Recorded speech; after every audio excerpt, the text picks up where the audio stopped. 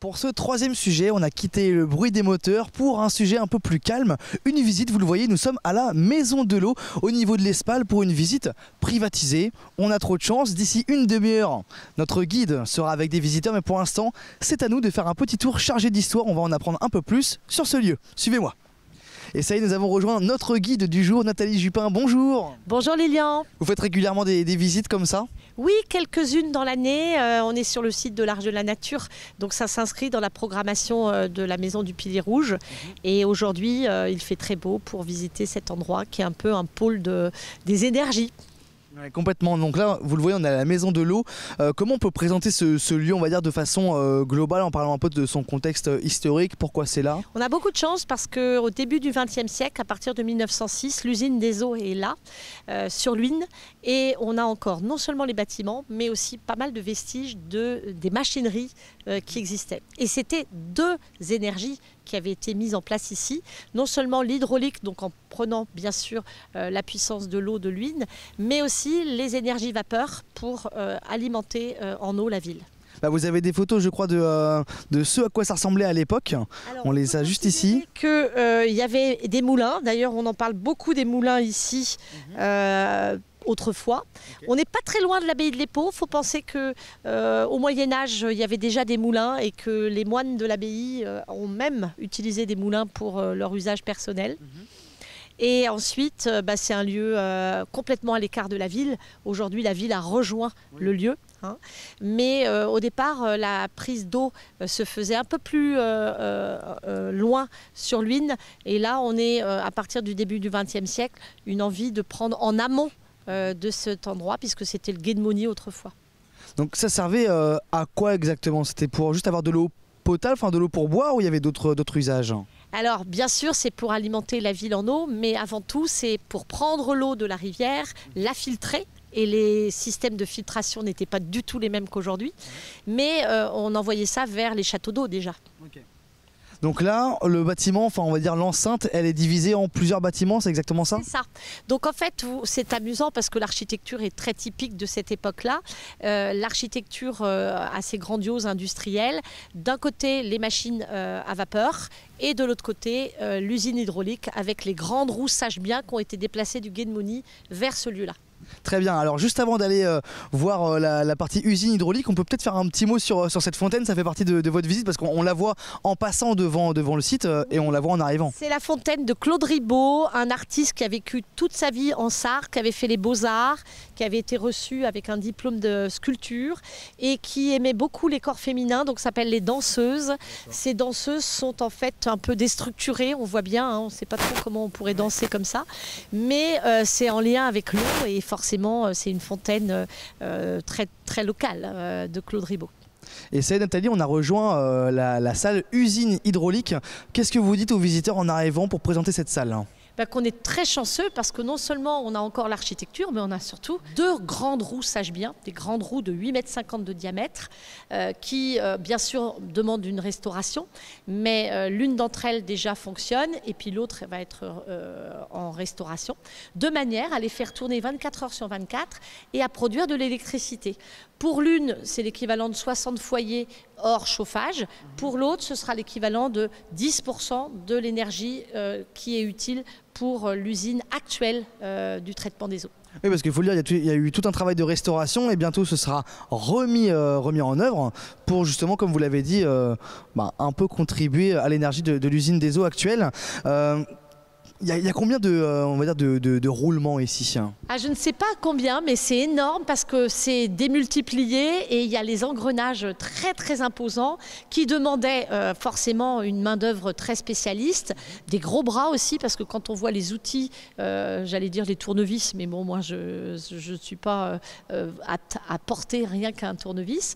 Et on voit aussi tout le graissage utile parce que ces engrenages doivent évidemment bien tourner sans force et le graissage était très important. Donc il y avait le goutte à goutte là, qui permettait aux engrenages de bien fonctionner, d'être bien rodés et tout ça surveillé par l'homme. Justement, depuis tout à l'heure, je me demandais ce que c'était que ces réservoirs. Je me suis douté que c'était de l'huile, mais j'étais pas sûr. Vous avez parlé de porter des tournevis parce que on le voit par là, on a des outils. Donc en effet, c'est pas des petits tournevis comme ça qu'on prend dans les mains. C'est vraiment des outils énormes. Et donc chacun avait une utilité très précise à l'époque, quoi. Bien sûr. Alors forcément aussi, c'était très important que cette usine fonctionne. Il faut penser que la ville consomme de plus en plus d'eau. On est de plus en plus aussi, on est passé à 100 000 assez vite. Et donc forcément, cette usine produit l'énergie pour pousser l'eau vers les châteaux d'eau. Mais l'avantage, c'est que ça n'a pas été que la puissance de l'eau, parce qu'il fallait évidemment réguler en fonction de la hauteur d'eau. Donc ils avaient doublé d'un autre lieu avec la vapeur. Et comme ça, on avait une double énergie, et forcément, c'est bien mieux pour l'époque d'être sûr, d'être assuré de pouvoir avoir l'eau qui arrive jusqu'au château d'eau. Ah, c'était malin comme ça d'avoir deux systèmes. Ça s'est arrêté quand, du coup, là, on va dire la production d'énergie ici? Il y a déjà longtemps, en tout cas pour l'hydraulique, mais si on considère que c'est revenu, ça fonctionne très très bien encore aujourd'hui pour la consommation qui est intéressante à dire et à récupérer par forcément l'énergie nouvelle. C'est plus en direct, mais c'est consommé, produit et retransmis. Et ça y est, nous sommes dans la pièce suivante qui est une passe à poisson. Enfin, c'est pas le nom du bâtiment, mais en tout cas, on est au-dessus de la passe à poisson. C'est ça. En fait, le nom du bâtiment, c'est le pavillon. C'est toujours une architecture du même style, de briques, de pierre et de verre.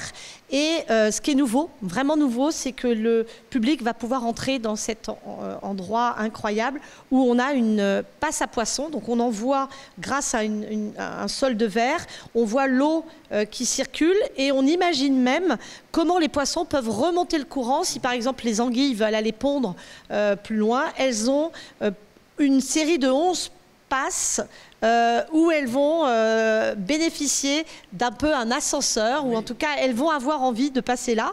Et amusant parce qu'on a une caméra qui permet de savoir qui passe et quand. Et ça, c'est aussi bien réussi dans la mesure où, évidemment, si c'est une passe à poisson, on voudrait bien que les poissons passent là. Et oui. Donc en fait, c'est créé quand il y a un barrage, en fait, c'est ça, pour que les poissons puissent remonter ou descendre comme ils veulent le dénivelé. Ils empêchent trop de leur petite vie.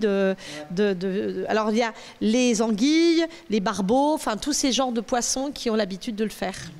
Et donc justement, vous disiez que ces différents bassins, ces différents sas, en fait, ça leur permet de remonter un peu, de prendre une pause et de continuer un peu à leur rythme, en fait, c'est ça? C'est ça. Mais comme le dénivelé était important, il a fallu faire ça sur une certaine longueur. Et ça, c'est réussi ici, mais c'est très nouveau. Ça a été créé il y a combien de temps? Il y a quelques jours ou semaines ou mois. C'est vrai que c'est pour ça que ça sent encore le neuf, là, en fait. Oui, tout à fait. C'est le premier jour où on peut ouvrir au public. Bon, comme ça fait une petite exclusivité pour nos téléspectateurs. C'est génial. Et donc, maintenant, de toute façon, c'est là pour très longtemps, quoi. Oui, parce qu'en réalité, on réalise ce qu'on empêchait aux poissons de faire. Et ça, c'est quand même une chance. Et ça va s'inscrire aussi dans une globalité. C'est-à-dire que ce qu'on filme là pour voir les poissons, eh bien, on pourra faire une comparaison avec d'autres lieux. Et c'est important de savoir qu'on a réussi ça. Très bien. Où est-ce qu'on conclut la visite maintenant? On va aller dans la maison à vapeur, ce qu'on appelle la maison de l'eau qui vous accueille, puisqu'il y a vraiment des visites aussi qui se font pour les aquariums, mais aussi une salle où on parle beaucoup des énergies. Alors allons en parler. Et ça y est, Nathalie, on arrive enfin au terme de cette visite. Au bout de 13 minutes, on voit les choses un peu de façon partielle. Mais donc là, on est dans plus ou moins la salle principale, la salle des vapeurs. Oui, c'est ça. Il faut imaginer que cette machine, on va la mettre en route tout à l'heure, mais à l'origine, elle était alimentée par une chaudière à vapeur qui faisait tourner les engrenages. Et forcément, il faisait très chaud ici, mais quand même, l'architecture était faite pour, puisqu'on avait un puits de lumière, mais aussi des ouvertures possibles. Et à partir du moment où on avait cette énergie-là, effectivement, c'était couplé avec l'hydraulique. Et donc, forcément, l'efficacité avec les deux énergies était au rendez-vous. D'autant qu'on avait de plus en plus besoin d'eau, parce que la population du Mans était plus importante. Et d'ailleurs, on le voit, parce que, regardez, en mètres cubes, ce qu'on a réussi à obtenir d'ici, en prélèvement l'huile. Il faut savoir aussi que l'huile, c'est l'eau qu'on boit au robinet, même plus que la ville du Mans, en fait. Certaines certaines communes, une quarantaine de communes, boivent de l'eau de l'Huisne.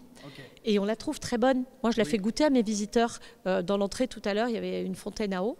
Et en fait, on se rafraîchit un petit peu dans la visite en se disant, tiens, on va boire un peu d'eau. Et en fait, c'est l'eau prélevée. Pourquoi? Parce que l'usine nouvelle du traitement des eaux, elle est à côté. Oui, donc voilà. Et on considère que cette eau est très propre. Donc voilà. Donc la chance, encore une fois, c'est d'avoir l'architecture, mais pas que. Avoir aussi ce fonctionnement de cette grande machine. Alors, c'est assez incroyable. On a l'impression de voir un espèce de train qui va fonctionner, qui va avec des bielles, des pistons. Tout à l'heure, on va la mettre en route pour que vous puissiez la voir fonctionner. Et quelle chance d'avoir gardé ça en l'état et en état de fonctionnement. Complètement. Je me demandais c'est quoi tout ce gros bloc qui fait un peu vieil ordinateur, mais bon c'est sûrement pas un ordinateur. Dites-moi. Tous les comptages, les génératrices, en réalité c'était utile à l'époque de surveiller tout ce qui allait se passer avec cette vapeur. L'énergie vapeur c'est pas toujours évident, il faut en envoyer pour que ça ait de la puissance, mais en même temps il faut réguler.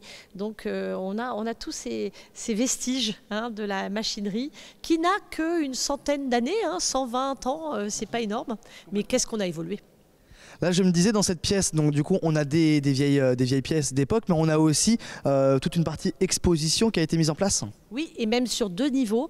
Il y a aussi un niveau très pédagogique. On parle de l'eau, des énergies, de comment aujourd'hui on fait avec le solaire, par exemple, ou le vent pour l'éolienne, par exemple.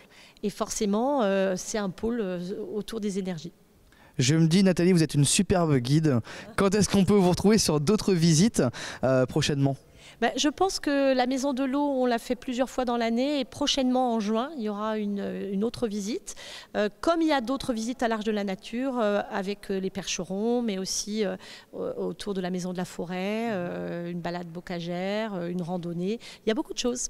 Et on retrouve le tout sur le Pilier Rouge, du coup. C'est auprès du Pilier Rouge qu'il faut se renseigner. Sur la Maison du Pilier Rouge, bien sûr sur le site de l'Arche de la Nature et tous les réseaux sociaux. Très bien, merci beaucoup Nathalie. Nous on vous laisse, on part maintenant pour notre dernier sujet en plein cœur du Mans, les 2 et 5 litres du Mans. Allez, bonne route. Merci beaucoup, à la prochaine, au revoir. Merci, à bientôt.